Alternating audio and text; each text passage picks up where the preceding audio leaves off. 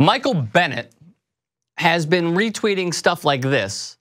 And the reason being is because Ian Rappaport went on the NFL Network and had this to say about the Seattle Seahawks' it seems ending tenure with what seems to be, in my opinion, an all-pro defensive end in Michael Bennett. Take a look. Sounds like he is headed out of Seattle, but we just don't know exactly how it's going to be. And from what I understand, the Seahawks are looking to move him, one of their core defensive players over the last several years. Production has been really no question here, but this is a team that's trying to maybe quiet things down a little bit over the last, compared to over the last couple years. So they've had some discussions. It's pretty clear now that Michael Bennett is unlikely to be on the Seahawks going forward. It's just a matter, Mike, of where he actually ends up landing. The rumor is that it's going to be Atlanta, but just remember those 3 words. Quiet things down. So what exactly are they trying to quiet down? As I referenced previously, Michael Bennett has gone on Twitter and has retweeted a few accounts. Seahawks looking to trade outspoken defensive end, Michael Bennett. Quiet things down. Well, he's been anything but quiet on the football field. Here's how good he's been ever since he became a starter. His stats every single year, at least 7 sacks each year. He had a lull in 2016, but still helped them win a Super Bowl. But what does this all stem from? Come on, we all know it at this point. I could orchestrate this in front of a band and they would know what to play. It is the Star Spangled Banner, and at that point, we would all play the instruments while taking a knee. Michael Bennett, quiet things down, man. Stop literally kneeling every single time the anthem plays. The Undefeated had a great piece. Here's what they want to quiet down. He arrived driving more than 20 hours, 1,300 miles from Seattle to hold a health and fitness camp. Bennett Foundation holds free sports camps and programs for underprivileged families in locations he's more familiar with.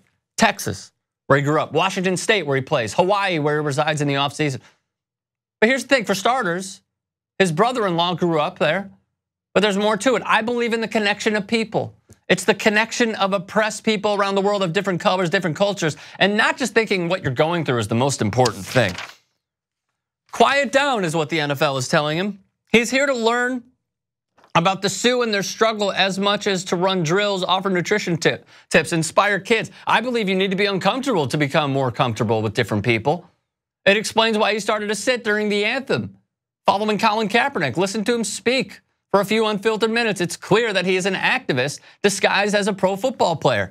But hey man, quiet things down. I think the biggest problem in the NFL is that we have to be able to get the biggest people involved in the issues. Every day a white quarterback throws the ball to a black receiver, but when it comes to Black Lives Matter issues, they won't step up and be like, there is an issue. No, man, stop speaking truth, quiet things down. Could you imagine if Tom Brady was to say what happened to Philando Castile was a tragedy? How would that change America if Aaron Rodgers was to say, Black lives do matter? But no. Stop preaching, man. Quiet things down. At the ESPYs, you know who spoke? 4 great players, NBA players. Carmelo Anthony, Chris Paul, Dwayne Wade, LeBron James. This is how different the NFL is from the NBA, where 4 players, star players of their own respective league, the best of its current era, who could probably potentially unseat Michael Jordan for the narrative of the greatest of all time. Go up there, talk about social issues, talk about how their people are being oppressed, talk about how their people are being shot and killed in cold blood. But yet Michael Bennett in his respective league, no. What those owners are telling him to do is, for lack of a better term, but now has gone mainstream, is shut up and dribble. But hey man, quiet things down.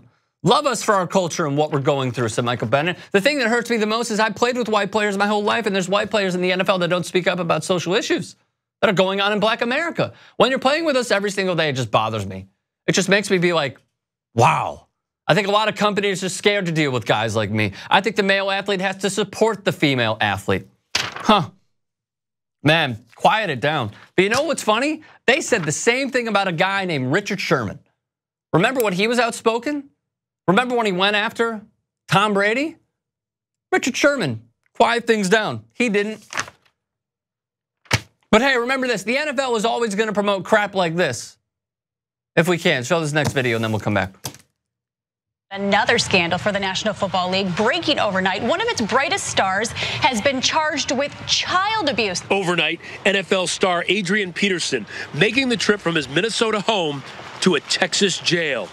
surrendering to police. Montgomery County Sheriff's Office telling ABC News the Minnesota Vikings running back quickly posted $15,000 bond. Peterson's 4-year-old son allegedly sustained injuries to his buttocks, thigh, and groin after Peterson spanked him with a switch. His mother reportedly took the child to 2 doctors who suspected physical abuse. Yep. But hey, what happened with Adrian Peterson? Even after these pictures came out of how much he hurt his child, of how he spanked his child, of how his child literally had abrasions on his hands from saying, please, Dad, don't. He was welcomed back in. How about when this happened with the Oklahoma Sooners prospect named Joe Mixon? Next video. You remember this? On the campus of Oklahoma, what did he do? He had a disagreement and he hit a woman, knocking her out cold. She suffered abrasions. But hey, man, he was welcomed right back in. They drafted him. Marvin Lewis said, hey, man, we got to give him another chance. But someone like Michael Bennett, who's speaking up about the right issues, does all the right things, well, shut up and dribble. Let us know your thoughts. YouTube.com/TYT Sports.